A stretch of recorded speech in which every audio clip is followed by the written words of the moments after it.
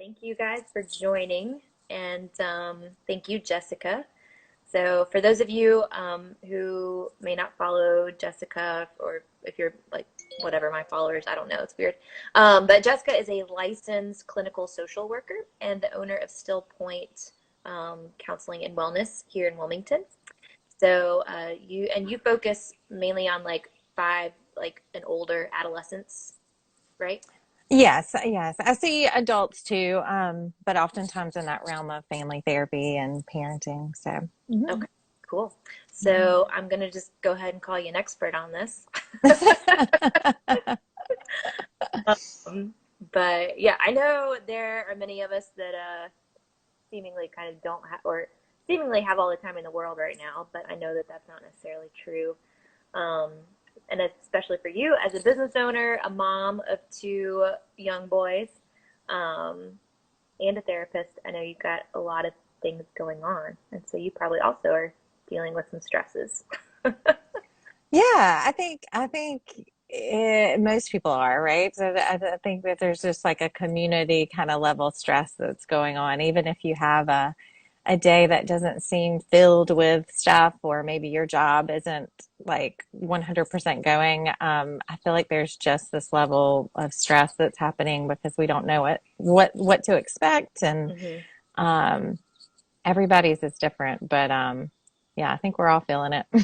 Yeah. And I was Mhm. talking with someone yesterday too, and they said that they think like the added stress is just not having a timeline. Like it's easy to say, okay, well, if I can get through this date or this event, you've got something to look forward to, but it just feels like maybe Mhm. it's all compounded because there's no end date. Yeah, I agree. And I think that there were some folks, and myself included, probably even if you knew that there was the potential for this to go longer, that we would extend stay at home or whatever, there was still something about like the 29th that was like, okay, there's going to be relief, or we're going to know. And then when that doesn't happen, like you're just kind of, I don't know. I've heard from people feeling exhausted. I've been feeling a little run down myself. So I Yeah. think yeah, I think it's all part of it. Yeah. Hmm. No, it definitely is. Hmm. Um, well, for some of the viewers, would you mind just kind of telling us a little bit about yourself and about Still Point? Yeah. So Leanne said I'm a licensed clinical social worker. So I work as a therapist, and I see kids as young as 5. And then I see a lot of adolescents and families. And then I also see adults. Most of the people that I see are either going through difficult adjustment periods. And so I work a lot with stress. So it's kind of what we're talking about today, or trauma. So I've been through a traumatic event, and I think trauma in general can sometimes be misunderstood in that it has to be some major event, or some people like to call it big T traumas, but really anything that overwhelms our capacity to cope and leaves us kind of feeling overwhelmed and not able to, or hopeless or kind of helpless, is a trauma. So it can be the situation that we're all going through right now is kind of a community trauma.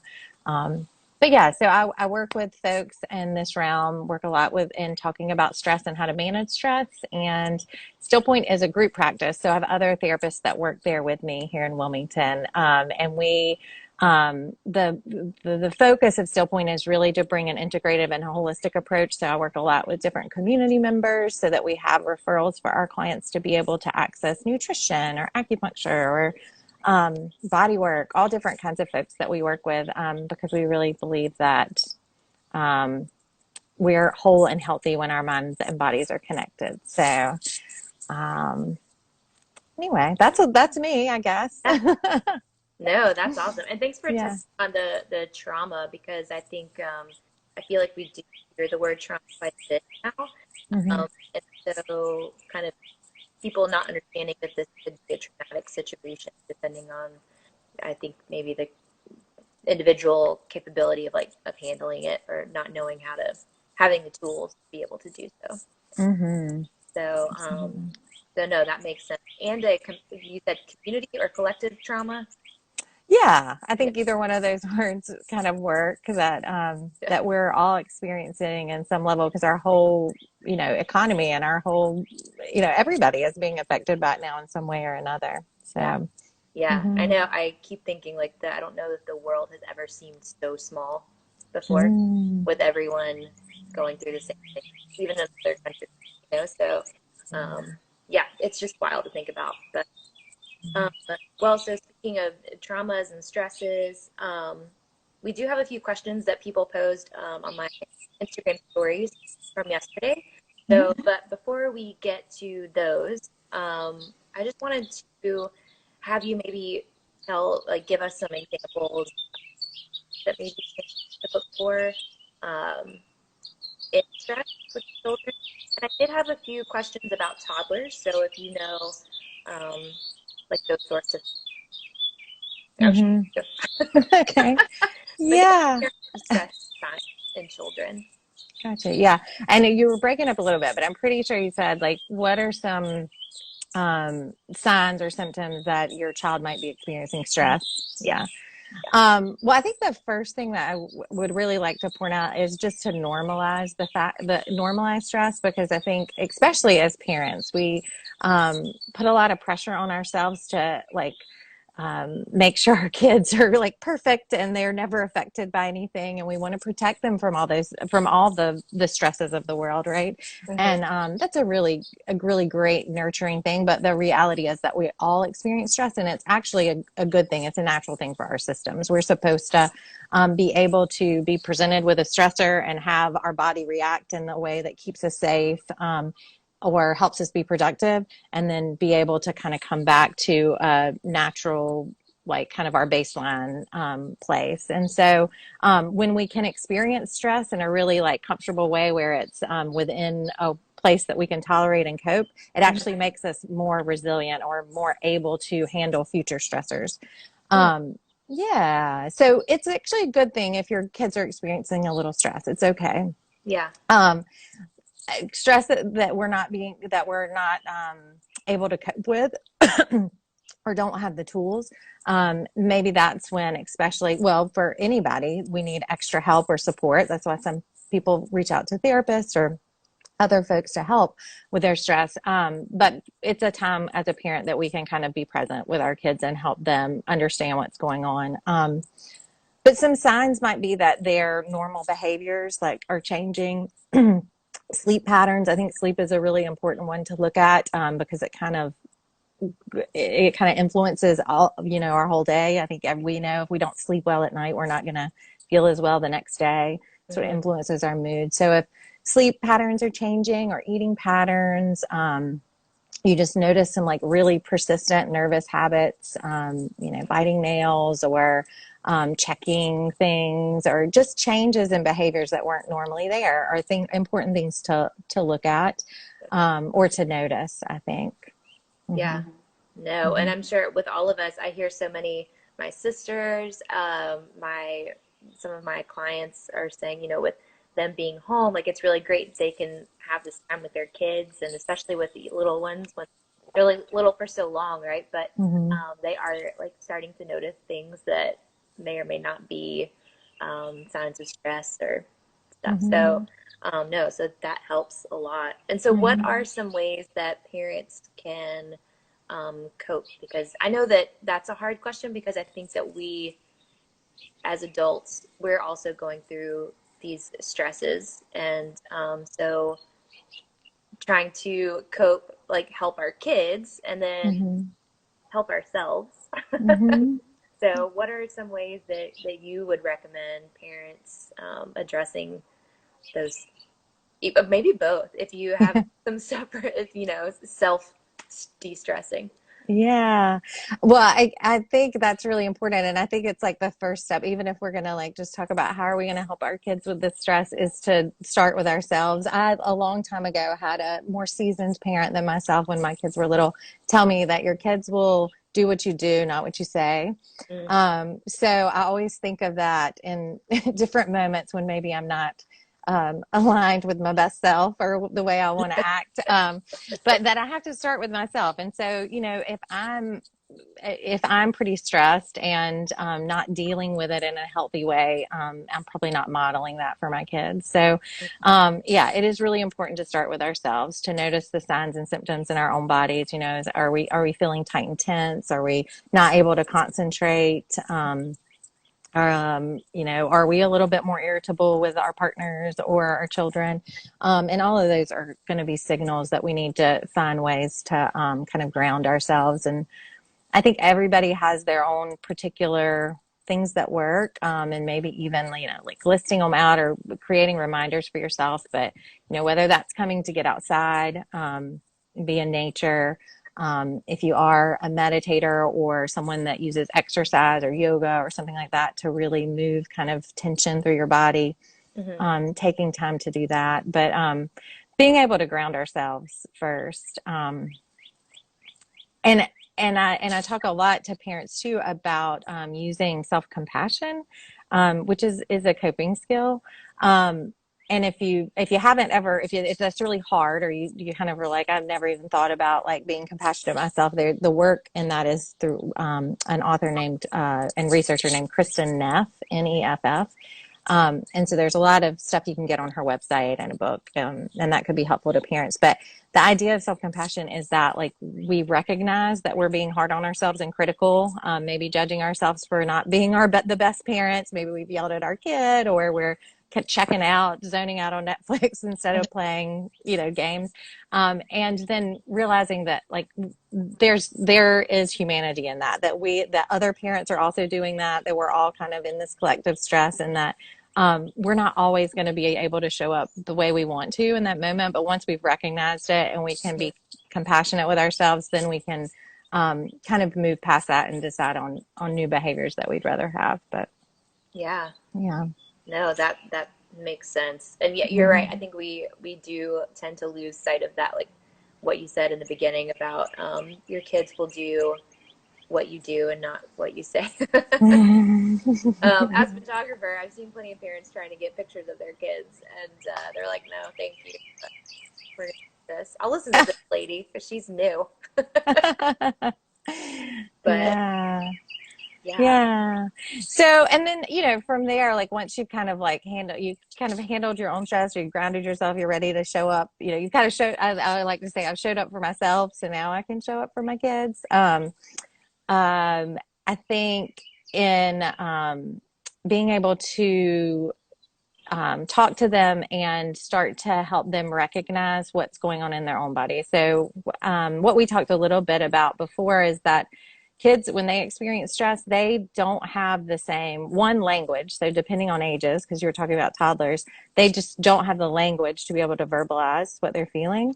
And then they also don't have the experiences. So we've, as adults, gone through different experiences that taught us about emotion, like whether that is stress, whether that is grief and loss, whether that's um, anger, all of these emotions. We've had experiences that kind of taught us what happens when that comes up in our bodies, and that this is a limited time, and that things change, and we know what's going to happen next. And kids haven't always had those experiences. So if they are experiencing and feeling a lot of loss because they aren't going to school with their friends, or they had to miss out on a big tournament that they were going to go to, or a school dance or something like that, that might be one of the first experiences of loss that they've gone through. And so being able to validate that and not try to compare it to other loss or like other things that could be worse or bigger, kind of just being able to say, I see that you're feeling, you know, really sad because you're not able to see your friends at school.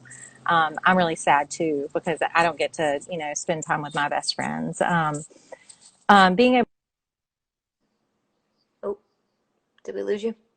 Oh, there still we go. there. Yeah, you are here. Yeah, sorry. Am I back? Yeah, Yeah, you're here. I Yeah. had a phone call. Sorry. um, so being able to normalize that experience for them so that they understand what's going on, and you're also giving them language at that point to start using to say, "Oh yeah, I noticed that like when I start getting irritable and I want to lash out and yell at my siblings or talk back to my parents, that's a sign for me that I'm feeling angry, and maybe I can do something else, you know, to help myself Right. instead." Mm-hmm. Yeah. No, I think that's great advice. And I think too, it's important for kids to know that I think maybe when we do take out our stresses, either on them or verbally, whatever that looks like, and to acknowledge it, and then it can, like, I think come to them and just I'm gonna apologize and explain where that comes from. I Mm-hmm. think is a huge indicator of, like, for not indicator, but for example for them, um, Mm-hmm. to see, like, okay, well, this wasn't me, this is her, and like maybe I'm dealing with this kind of thing too. Because I mean, I think we do sometimes underestimate the capability and of kids to understand some of these things. So, but seeing it as an example through the parents is great. So, Yeah. um, but yeah, no, thanks. That's awesome. I think so I'm going to get into some of the questions that we Mm-hmm. already have. And any of you guys watching, if you guys have questions, feel free to chime in, ask away, and I'll make sure I catch those for you, Jess. Okay. um, so let's see. The first question, and you kind of hit on this one already, but it says, my 3-year-old has started biting her nails in the last month. Is this COVID stress or coincidence? Mm-hmm. So, Well, not very helpful answer, but I'm unsure. I think I think that yeah, but if biting nails is a new kind of behavior and you're seeing it as, excessive or happening often, or it's creating some problems, like she notices it and it bothers her, that it definitely could be related to stress, and maybe it's related to this particular time because it's an adjustment. And I think, one, it's important not to maybe overreact, because sometimes bringing attention to it, or saying like, we don't do those kind of things. I mean, and this isn't just related to biting nails. I'm thinking of other times where kids start new behaviors that we think they shouldn't be doing. And it kind of can create some shame around the behavior, which makes it worse, because shame is always something that we want to hide and cover up. And so, instead of being able to openly talk about it, they start to find, they know it's something that need to hide. So kind of, again, keeping it normalized around the fact that, oh, this is an adjustment period for all of us. Things are changing. Um, Maybe you don't always understand that. And, if it, it's something that you want to kind of, start talking about openly at home, it could be just creating conversation time. For a kid that's really young, it's hard to maybe explain all the ins and outs of COVID, like what's yeah. really happening. There is a great, and it's free. This company, it's called, I don't want to mess it up because it's called Snap. I think they're called Snaps, but Snap Feelings. But they have little apps that you can download with stories about different things, and most of them they are you have to purchase. But there's one called Worried Wendell and the Bad Germ, and it's free Okay. right now. They created it for COVID, and it's an app you download on your phone, and it's a story kids can actively go through to explain what's going on. And Okay. then there's some little activities where they get to draw their feelings and whatnot. But Oh, cool. I think it's a great, even for a young kid like 3 or 4, to be able to like openly talk about what's going on, because I think we forget and we're just like, oh, our kids, they're just playing outside or they're just playing Xbox. They Yeah. don't know what's going on, but they may not understand what's going on because we haven't talked to them about it, but they certainly know things are different. Yeah. So, Yeah. No, yeah, when mm-hmm. they're home all the time. Mm-hmm. I know personally my younger sister, she has 2 kids. One is like the oldest one. He's in kindergarten. He's very much a homebody. So Mm-hmm. he's like, this is amazing. Mm-hmm. And then her youngest is just the social butterfly. And this is her girlfriends at school and her teachers. And I think she went through a period of like every morning asking Melissa, where are we going today? Can we go somewhere today? So, yeah, that's uh, that's hard. Mm-hmm. Um, let's see. So you kind of talked about the signs for toddlers too. Is it okay to be emotional in front of my child? Yes, I think that being able to show emotion and being able to again, model that in a healthy way for our kids is important, because they need to know that we're humans too, and that humans have a range of emotions. We're not just supposed to be happy and joyful and excited all the time, and neither are they. Mhm. So they're supposed to feel sadness, and they're supposed to feel anger and be scared. And that we can recognize that and feel that and let that move through our body. I tell it to adults and children differently, but you can talk to your kids about feelings are just like, I talk about it to adults as energy. It's energy that wants to show up and move through us. Mhm. But it could be a message, it could be a signal, whatever it is, but it's showing up just to give us some information about what's going on around us and inside of us, so that we can decide what behavior we want to have, what action we want to do. And so that's why sometimes anger comes, like, say, if a kid is getting angry or frustrated with a sibling that they've been in close contact with for the 40 some days or whatever it is, that anger is showing up maybe because the sibling crossed a boundary with them. Maybe they took a toy. Maybe they did hurt them. Maybe they said something mean that hurt their feelings. And what we have to tell our kids is to welcome that anger in, to say, okay, I'm angry. How do I want to handle this? So I can feel anger, but not react. Mhm. So I'm kind of rambling now. So I'm forgetting what my first question was. It was just it's okay to be emotional and turn into a Oh child, yeah, back to our parents. So but all of this is um great. yeah, so that's what our kids are doing. We want our kids to be able to see us do that too. So the difference is, can I be emotional in front of my kid, recognize what emotion I'm having, and then kind of cope with it on my own. The I think the tricky part is that we don't want our kids aren't responsible for our feelings. Mhm. So they don't have to fix us, or and I think that's a good thing to model too, is that, like, I don't need to be fixed. That, like, right now I'm feeling angry or I'm feeling sad, and it's okay to do that. And yeah. No, that's good. I think as Hmm. adults, you need to remind yourself, like, it's okay to be angry. It's Hmm. okay to feel things Hmm. when it's not happiness, Yeah. especially on social media all the time and everyone seems to be living their best life in quarantine. And you're like, why am I not? Right. Uh, But okay, so let's see. Next question. Would you suggest a firm routine, a middle ground, or a more relaxed routine right now for kids? I think that's also really personal, and I think we just have to be able to look at what's best for us and our families, and then make that decision. Because I do think some folks, there was the beginning, like when school stuff started coming out, and it's like, create a structure for your kids, make them get up on time and have lunch on time, and it's true, kids do thrive on structure, and they like to know what's going to happen. But for every family, that's not the case. And some kids might be thriving off of being able to sleep a little bit later, Mm-hmm. and have a different kind of schedule than what their school day was. And I think the biggest thing is just to be flexible with that, and recognize that, like, your family may be different, and even kids within your family may be different, but you've got to make it work for you guys. Yeah.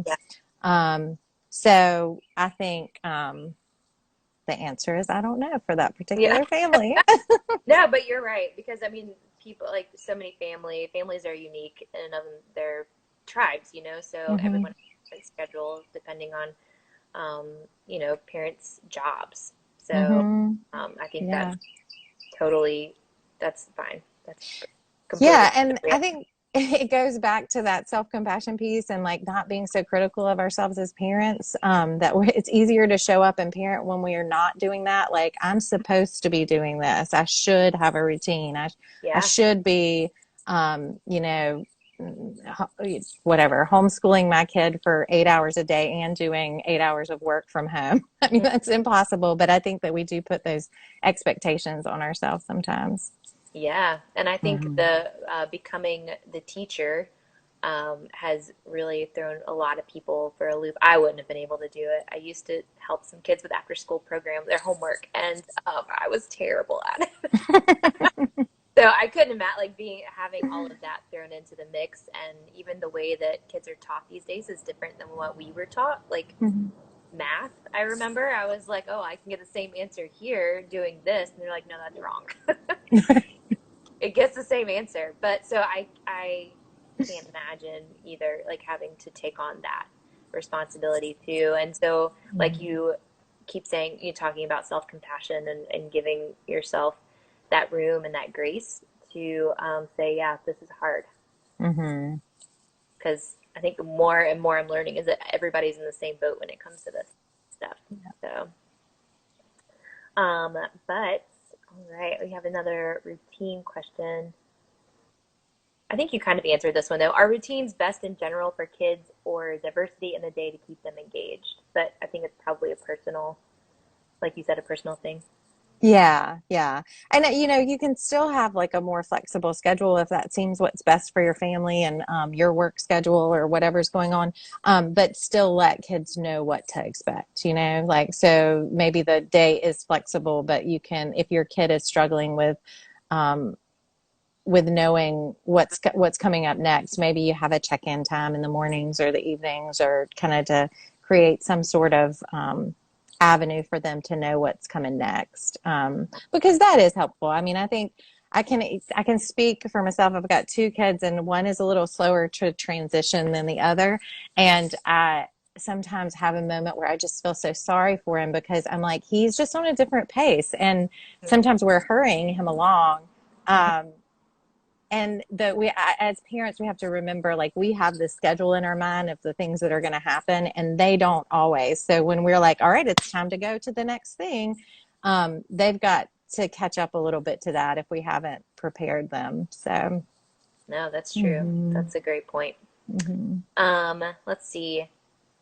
Is it okay to push your kids to do something they don't want to do to get them off one activity? And I'm guessing that maybe that's screen times and video games. yeah. um so yeah, I mean, I think yes, again, we've got to give ourselves some grace in the situation. And I can just, again, talk about my own kids. That's one thing that I probably have been struggling with is how much screen time they are having and my own reactions in it. And I've been trying to, and I'm not completely done with this. This is something that's still coming up daily for me. But what is it about the screens when I get home and I see them on them, and what am I worried about so much? And I think one thing I'm trying to remind myself is that we've never done this before. We don't know how to do this, and neither do our kids. And I think I can reflect on myself, and I'm doing things that more often or doing things in a different way than I was doing before, whether that's watching extra TV, binge watching shows that I normally may have just gone to bed early or whatnot. Mhm. And so our kids are doing that too because they've got space to fill, and it's okay. I think we are seeing all these things for adults. Like, it's okay not to be productive during this time. You don't need to do all your honey to-do list things, or you don't need to. It's okay for our kids not to be productive all the time too. And we got to give them a little bit of grace. And like I said, I'm 100% struggling with that right now. So I get it. But what I like to ask myself is what is happening in me? What am I feeling that's making me want to put that limit on them so much? Mhm. Because sometimes it's more about my own judgment on myself as a parent than it is this hurting them right now? Right. Um, Well, and I think that there's a big, as an outsider, I feel like looking into that, like the parenting, I feel like mhm, there is this crazy stigma on screen time and how much screen time parents allow and that sort of thing. So mhm, that I feel like a lot of parents get that, and that's where mhm, that stress comes from. Whereas normally they would be like, yeah, this is fine for right now. Like, I'm gonna go have my coffee. You can have your screen time, and I'm not gonna think mhm. about what the other mom. But did I freeze up? Yes. Okay. You're back. Back? Okay. Yeah. Wait, did you hear But what I said? I did. I think so. Yeah. And I was just thinking though, I was like, but in relation to the question, I think she was talking about whether it's screens or not, like how do we transition or how do we change modes, like from one activity to the next. And I'm a real big proponent of like, where can I set my boundary and then step away from it? So the natural consequences on my child, like, so I'm not, in that way, I'm not creating any kind of like connection in our relationship or my own judgment in the thing. And I don't always do this very well. I will say it's hard, but if you know what you're wanting to transition from, so if it was a video game and you have an hour of video game time, are there some ways that you can implement that you don't have to then be the person that comes and like has the struggle, the power struggle over it. Right. So there's lots of great ways, especially with electronics and whatnot, to set like it just cuts off for the child and they know it's coming or whatnot. But any way to take out the power struggle, I set this limit and now we're moving on to the next thing. And it doesn't become but I told you to do this, or we don't start having a discussion, because a lot of time in that discussion there becomes, we say things that end up being judgments on each other. And so it impacts the relationship, when really what we're doing is just trying to teach our kids that there are boundaries in life and that there are natural consequences, and they happen, you know? Yeah. No, that's a good point. Mm-hmm. Yeah, that's a good point. So we don't want to get to the point where we don't mean. Mm-hmm. Let's see. Let's see. Oh, I feel like I'm turning my kid into a germaphobe. Can I unwire that later? I think we're all becoming germaphobes right now. I know, I know.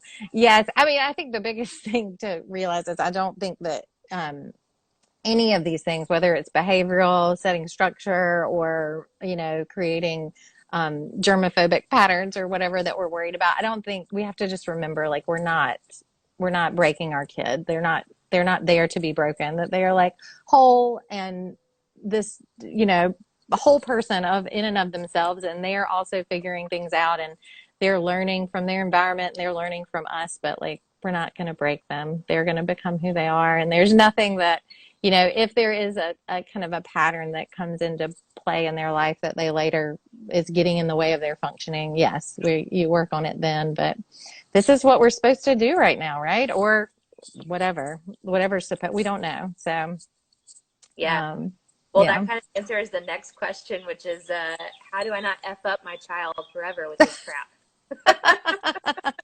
I like that one. Yeah. I think a lot of people are probably asking that question. And she did not use the word crap. I just decided to substitute it for this. Oh no. Yeah. I can hear you. I But you're can. Okay. frozen. All right.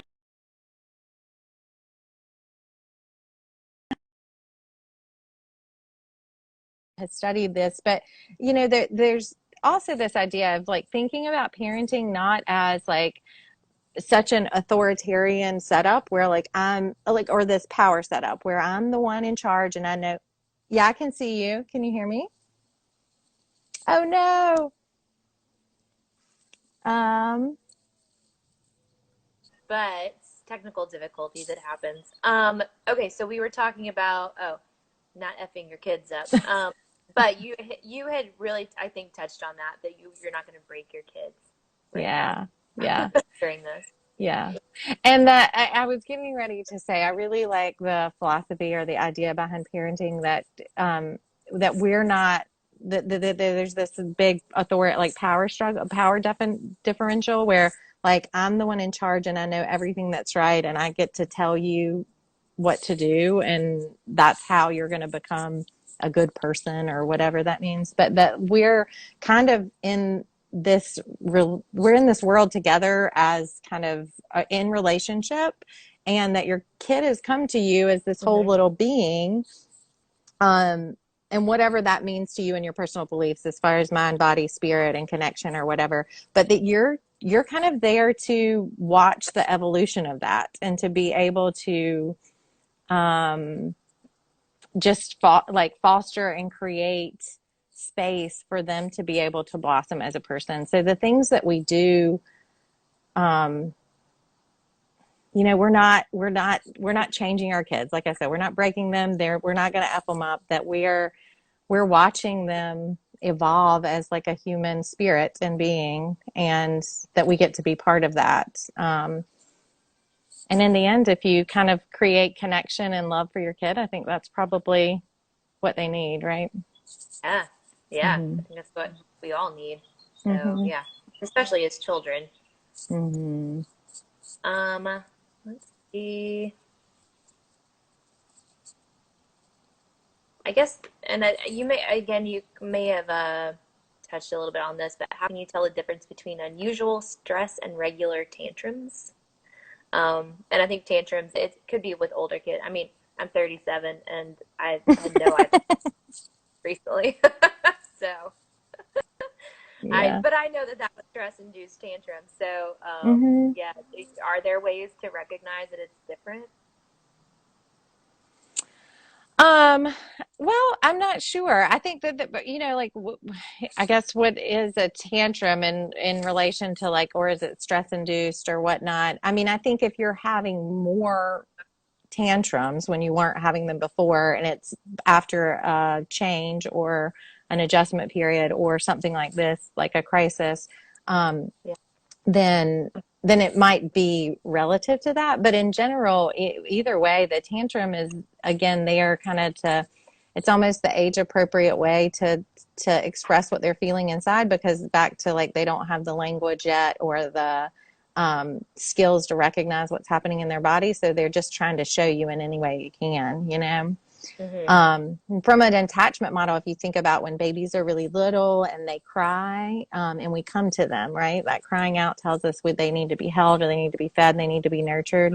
And I think we lose that a little bit as kids get older, because the behaviors get more annoying and more they they don't seem to directly relate to what's going on in the situation, but if we can think about what's going on there again from that kind of more empathetic or compassionate place of, okay, my kid is experiencing a feeling that's so big for them that they don't know how else to tell me but then to do this, you know, and just Yeah. start creating that language for them, giving them the language to use and alternative choices besides the tantruming.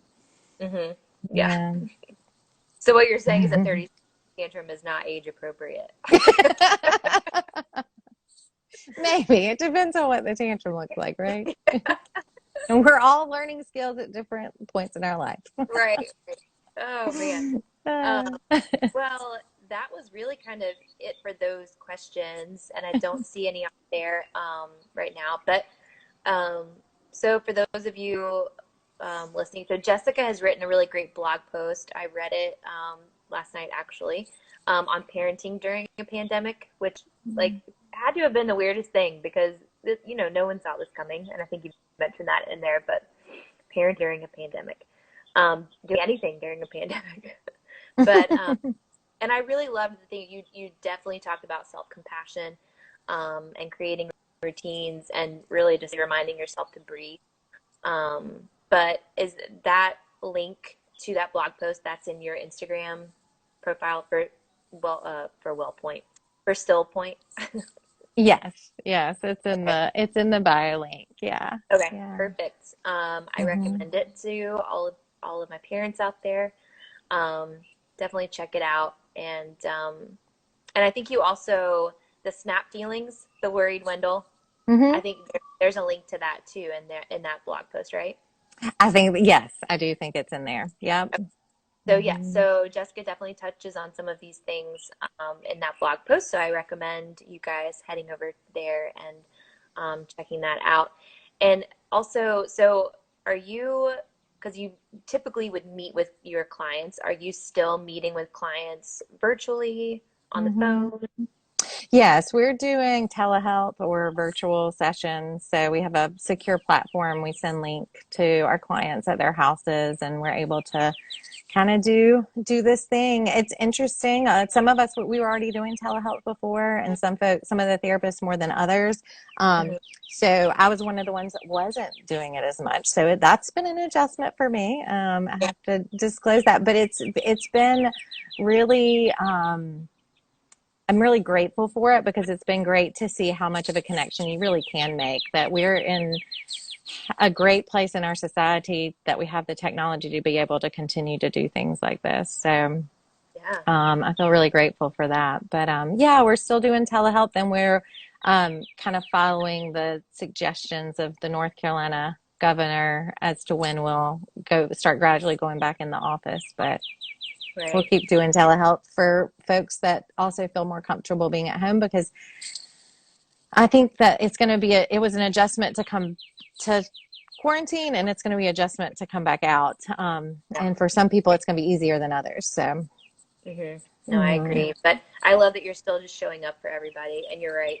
I think it's a great time to be, I guess, in a pandemic so that we can still have community Mhm. um, virtually, even though there's nothing like seeing someone in person to person. But Yeah. so for those that need that support, I'm glad that you guys are there. Are you accepting new clients right now? If anyone is interested in that?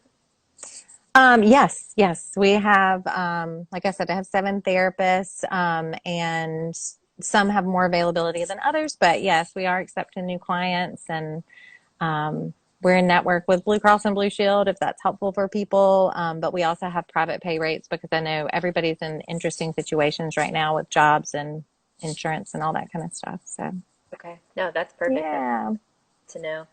Hmm. Well, I think that's it. Thank you, Jessica, so much. I appreciate your time and your expertise in the matter, and I know my family as well will as well. Um, Yeah.